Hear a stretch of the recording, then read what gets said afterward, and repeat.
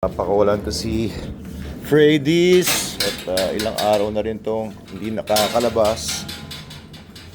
Pinasok ni Sol sa loob. Ayan, at last nagkasama na ulit si Freddy's tsaka si Sol. Samantalang kasi nung nag-hit siya ay hindi ko talaga sila pinagsasama. Pero syempre magsiselos na naman to si Lolo Logan. Ayun, titignan niyo si Sol, pumanik na dun sa taas sa takot oh. Leave that alone. No, Freddy's. Mga chinelas ni Adam na basa. Ba't kaya basa ito? Saan na nagpunta si Freddy's? Hey, Freddy's, come here! Ayan, ang taba-taba na ni Freddy's. And si Sol, ayun. Actually, ang kain ngayon ni Freddy's, ang dami na. 3 cups a day siya. So, nasa mga 600 grams ng SDN42 original siya. Ito namang si Sol, ay the past 2 days, binibigyan ko ng 800 grams. Nag-overfeed ako sa kanila para makabawi nga siya dun sa nawala niyang weight nung nag-hit si Freddy's. Ngayon kita niyo, bato-bato na naman to si Sol, oh. Oh, maganda sa SDN42, hindi taba ang naidudulot na mass, kundi musculature talaga, oh. Kita niyo, hindi siya mataba and muscles talaga. Ganda. Tignan natin kung saan pupunta. So nagpunta yung dalawa. Ayun yung dalawa.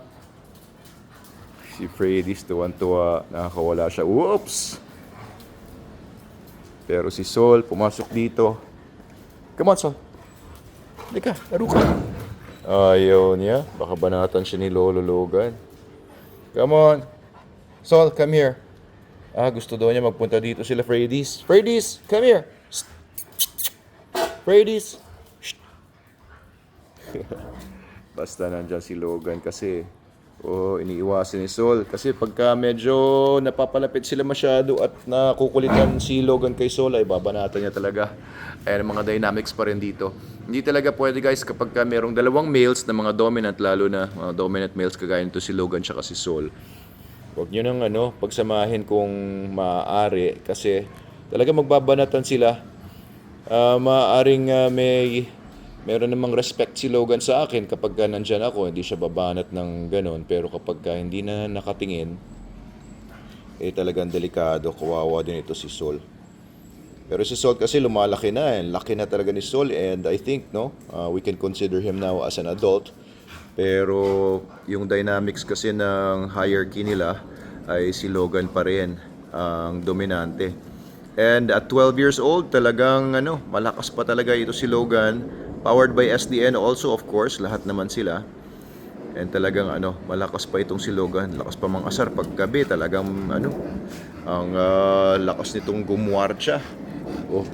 Kita. Nagpapakita naman ng submission. Okay yan kapag isang aso nagpapakita ng submission, but still the same, maaari pa rin magpakita ng aggression yung dominant dog just to prove a point. And minsan kasi talagang very playful ito si Sol. Too playful. It's okay, Sol. Come on, Sol. Come here, Sol. Come on. Come on. It's okay. Nako. Lalo na. Hayaan mo na si Sol. Ayan, nakikinig naman na si Logan pero seloso masyado. Just like his dad, si Andy, sobrang seloso nun. Basta mayroong female. Talagang leave it. Basta may female, gusto niya, siya lang ang pinapansin ng mga female. Ganon yung tatay nitong si Andy. Uy, di na nag-hit yan, di ba? Kapal na ni Solo, no? Palabagayin nyo guys. Pakapalin pa natin. Ang kapal na ni Sol. Ganda tignan. Actually, yung ganyang kakapal, tama na yan. Ayoko na siyang pakapalin pa mas higit dyan kasi bibigat na siya. Hindi na siya magiging Sol the Kangaroo. Baka mabigat na yung katawan. So tama na yan. Okay na yan. Pero up to mga 3 years old ay mas mamacho pa ang mga ganitong mga large dogs or giant dogs.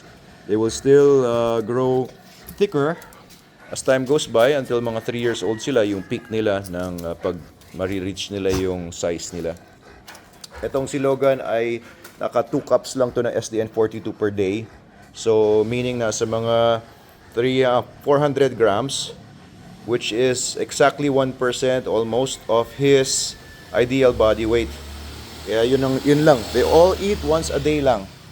Once a day ko lang po sila pinapakain lahat, which is ideal for adult dogs na mga normal naman, na mga walang sakit. So adult dogs, pinapakain ko lang sila everyday ng once a day. Maglilinis pa pala ako dun sa kabila. Oo nga. Alright, so yun lang, medyo updates natin dito. Nasa na si, ano ba, kasi naninira na ito. Binabantayan ko yung mga bagong dogs, like ito si Freddy's. Kailangan well supervised sila every time na nakakalabas sila, or alam niyo yun, may access sila sa mga bagay na pwede nilang masira para ma-correct sila at that exact time, and yun na yung training nila for house proofing. Ayan, amoy-amoy lang niya, hindi niya pinakialaman, naamoy-amoy lang niya, pero once nakagatin na niya, papagalitan ko na siya, verbal lang.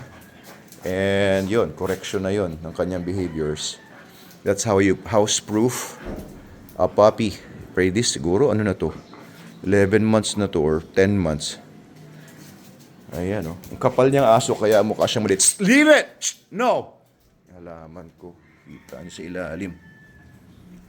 So yun. Okay, so that was correction. That was training na. Dog training yun. Okay, good girl. Ang kapal na aso. Kaya akala ng iba, maliit na aso si Freddy's. Actually, kasi ang kapal niya. Kapal ng katawan niya, kaya mukha siyang puppy. Alam niyo yun, mukhang bear. Pero, tsaka mataas yung angulo ko kasi I'm 6 feet tall. Mataas ang kuha ko sa mga binibideo ko. Kaya akala siguro ng iba, maliit.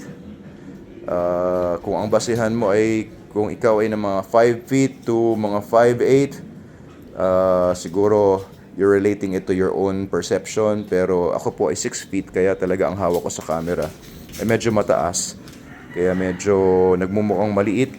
Pati ako nagmumukhang maliit sa videos. Pag nakikita ko ng mga tao, ang general reaction is ang laki ko daw pala, ang taas ko daw pala. So eto si Freddy's ay good size, sobrang ganda ng build. SDN42 original din po ang pinapakain sa kanya, guys.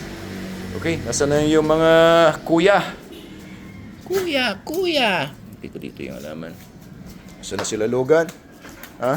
Hindi ka, takbo-takbo ka dito para may exercise ka. Sige lang. Saan si Kuya Logan? Kuya Logan! O, Lolo Logan. Yun lang, guys, konting updates lang. Sol. Saan si Sol? Yun.